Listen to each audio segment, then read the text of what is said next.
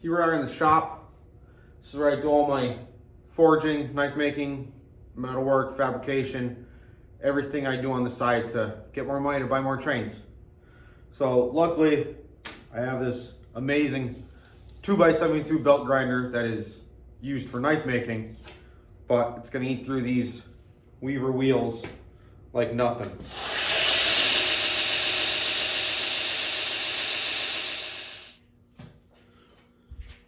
All right, gonna Dremel this out now.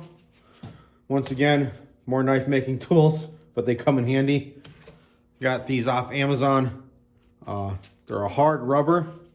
I end up using them when I'm hand sanding, but in this situation, I'm gonna use this. And an old trick I learned when I was at my old shop fabricating. Piece of leather to help keep the truck from moving.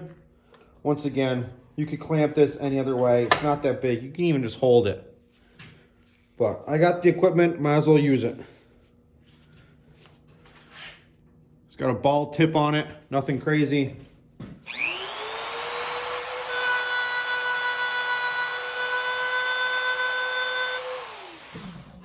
Quick and easy.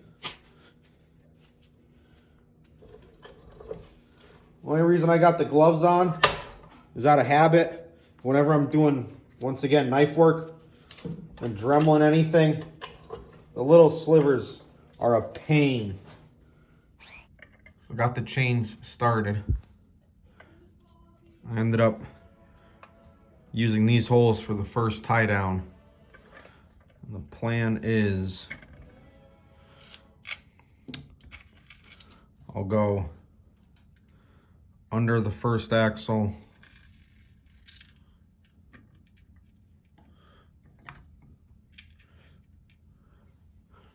come right across,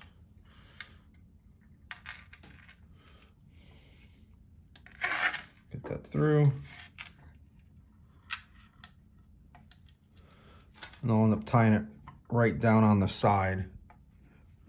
So both sides, and I might actually cross chain them. I'm not too sure how I want to do it yet.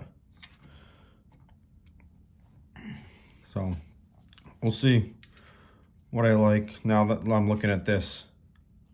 I think the X would actually look a little bit nicer and actually keep it more secure. Oh, got the two truck sets in place. I ended up going, I gotta be careful, I'm gluing something on the other side here.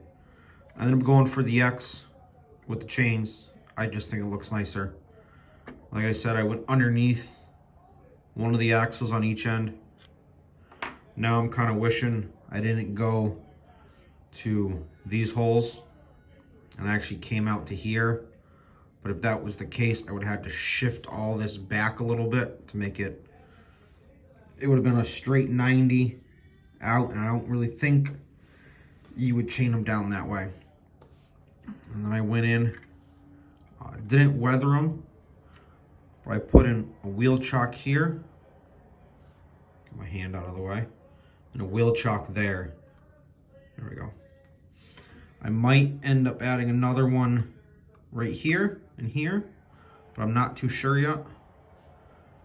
And I already got the wheel set glued down. And this time, switch hands here. I moved the wheel set back so I could almost get a 45 coming off. I'm gonna do the same thing.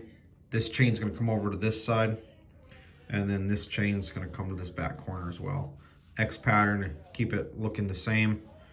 And I'm gonna end up bringing it out to, if this was on over here, we'll say, I'm gonna end up coming to this tie down right here.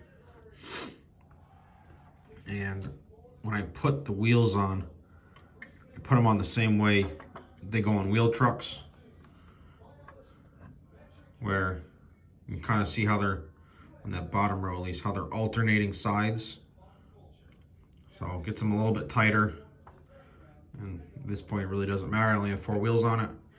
But I know how they go on wheel trucks, so I figure try to keep it with how it would be stored on possibly even a rail car.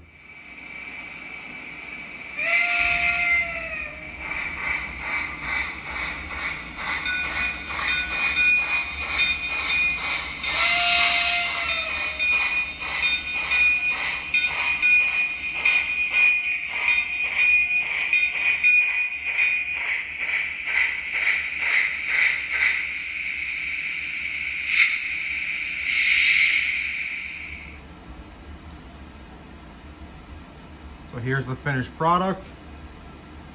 All weathered up, ready to go. A couple things I do different now, looking at it, but can always do another one or just modify this one down the road. I decided to keep the wedges more of a natural color, you know, as they were, you know, just put in. Not like the whole car has been sitting outside weathering like everything else on the car. Plus it gives a little bit of contrast, you know, you notice it a lot more. But that's that. So now we're on to the crane tender, and then we'll be onto the crane, and hopefully another car or two I'll be able to get for this set. And then I'll have a full, complete, functioning wreck train.